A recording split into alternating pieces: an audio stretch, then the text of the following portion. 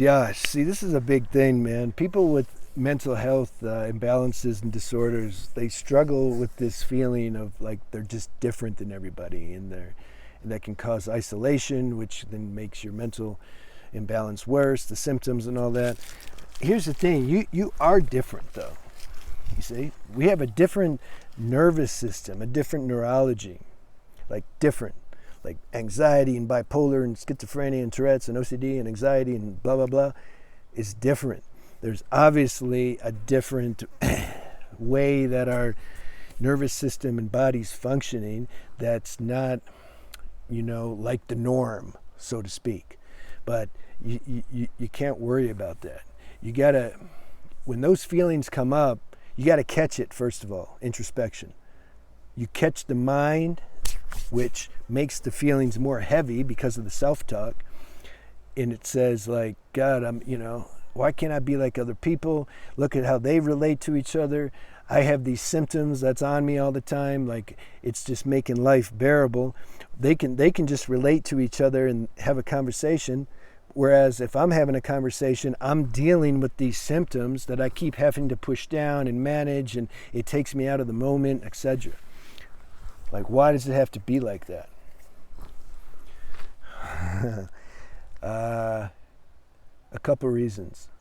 Here's the thing. It's not all bad. The negative side, there's bugs biting me. The negative side to having these, you can say, neurological disorders and this different way our nervous system functions is, as you already know, the symptoms are heavy. The emotions can be really strong sometimes. It affects our relationships and etc. The positive side, though. What's the positive side of having a really super sensitive nervous system? Your level of awareness is higher than most people. This is the thing. See, I've always had a super high level of awareness. I could read people from a young age. I didn't know how to articulate that, when I was 6 or 7, but I could read it. I remember I was going to a doctor. I had these symptoms, and he gave me Haldol, and I've shared this before, but I'm just saying, I could tell he didn't know what he was doing. I could just tell. I didn't know I could tell, maybe a little bit, but I could tell. And I could tell my parents had no idea, and I could tell it was all guesswork. I could tell. I could tell when people are being authentic or not. You can too. I'm speaking on both of our behalves. I could tell when somebody didn't like me and I didn't do anything wrong. Like, why don't you like me, bro?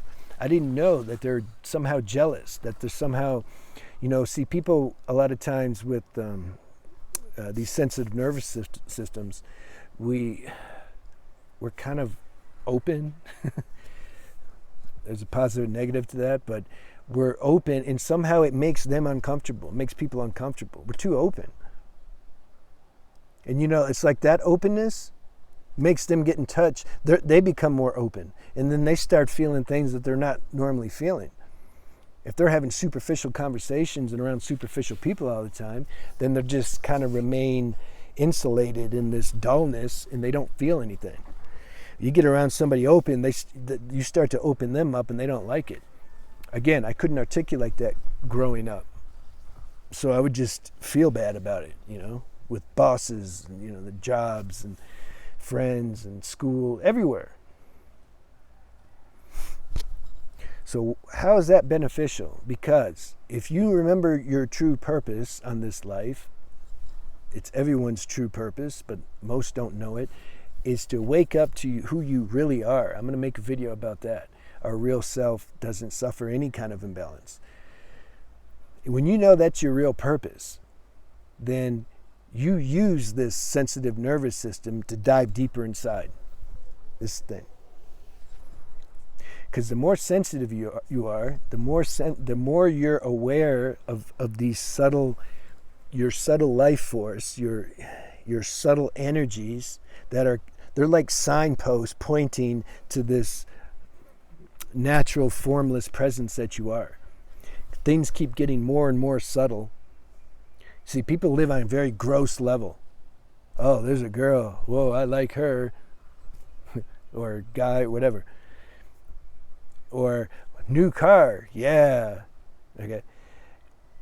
That's very superficial level. You talk to them about their natural state of presence. You don't even know, like, what are you talking about? Like, yeah, they're like in a whole nother universe. You can't talk to them about that. So when you're more sensitive by nature, you can feel how this life force in you is moving. People don't even know about life force. Average person, they just don't know. They think energy means I have a lot of energy. I'm going to go run up a mountain. That's physical energy. That's fine. I'm talking about subtle energy. I'm talking about the vibration inside that's moving around. You can feel it. People with sensitive nervous systems can feel that. You start to keep your attention on that more than what's going on out here. When you do that, number one, your symptoms are going to be less because your attention's not on the gross machine anymore. You're not doing the self-talk that's pissed off because you have these mental health imbalances and the symptoms that go with it. You're not tuned on that channel right now. You're tuned on a more subtle channel. You're paying attention to how the life force is moving. This becomes your spiritual practice, which is the real medicine, the only true medicine on how to, there's a lot of flies out. That's the only true medicine for anything, but we're talking about particularly if you have some kind of imbalance in your mental body, because your mental body is very deep. It's a body. You see, doctors don't know how to work on a mental body. They don't even know how to work on your physical body. They don't know how to heal anything. They know how to stimulate and suppress certain functions in your body so that you can get some relief from symptoms, which is cool because some people really need that. So if they can barely even understand the physical body, how are they going to understand something even more subtle, which is the energy body? And then more subtle than that's your mental body. There's only one power that can understand and help that, spiritual power.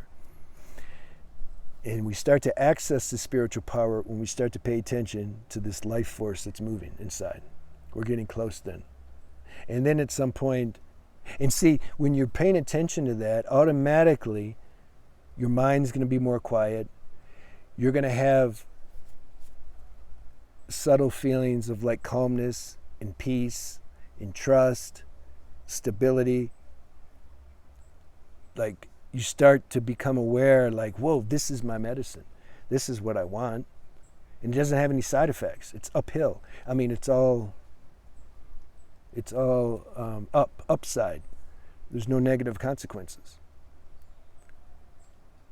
And it's the only medicine that can go that deep it starts to like rearrange things in your physical body, mental body, emotional body. It starts to balance that. And all we got to do is pay attention to this life force. I recommend you seeing my spiritual channel, Spiritual Renaissance, if this is interesting for you. This is going to be, see this channel here, True Health, I didn't really know what to do with it. That's why I haven't been as active on this channel, because I can't just talk about surface level techniques, which is what everyone's talking about when it pertains to mental health, for the most part. Because I've just, for myself, I found that these therapeutic modalities that exist on a purely human physical level, they have their place, but they don't really go deep enough for my satisfaction. So it's like, I need this spiritual power.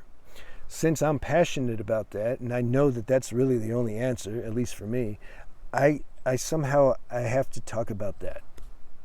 And so I feel like that's what most of my videos on this channel now is going to be about. How to use spiritual power to as a medicine, you know, to relieve these symptoms when you have a strong chronic level of imbalance in your mental emotional body. Now I'm not preaching healing. I'm not saying you're going to be cured, 100% cured. Actually, it's not about the cure. It's about living in peace, period. You can, if you're really in touch with the peace, it doesn't matter. You have symptoms, you don't have symptoms, whatever. Leave that to destiny and to the universe. Sometimes the universe wants to keep some imbalance or symptoms around as some kind of Zen stick to keep you back in balance. Because when we start to get out of balance and we start projecting in our mind too much and getting into too much dopamine stimulation via external activities, that throws us off our balance, and then we start to have symptoms. So we might, universe, grace, may keep these imbalances just to keep us aligned in our spiritual nature. It's important to realize that.